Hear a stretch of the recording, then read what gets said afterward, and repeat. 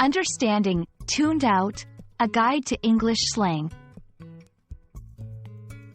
Hello, and welcome to our channel, where we help you navigate the nuances of the English language. Today, we're diving into a common English phrase, tuned out. Whether you're a beginner or an advanced learner, understanding slang and idiomatic expressions is crucial for sounding like a native speaker. So, let's get started and find out what it means to tune out in different contexts. Remember, slang can be fun and informative to learn. When someone says they have tuned out, they're using an expression that originally comes from adjusting a radio or TV. Just as you might tune out a station that you don't want to listen to, a person who has tuned out is no longer paying attention to what's happening around them. It can happen consciously or unconsciously. For example, if someone is talking for a long time, and you stop listening, you have tuned out. This phrase is often used in informal contexts, so it's good to understand it when you hear it in conversation.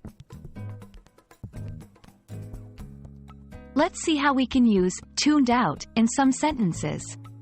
I'm sorry, could you repeat that? I tuned out for a moment. During the long lecture, many students tuned out and started looking at their phones. She tuned out the noise from the construction site and focused on her work. Notice how tuned out can be used to describe both losing attention intentionally or due to distraction. It's a versatile phrase that can be used in many situations. It's not just about the words. Body language can also show that someone has tuned out. Here are some signals to watch for.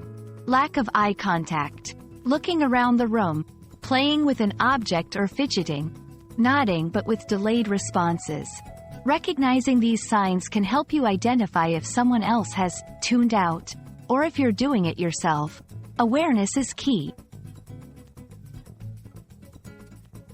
Sometimes you might hear zoned out instead of tuned out.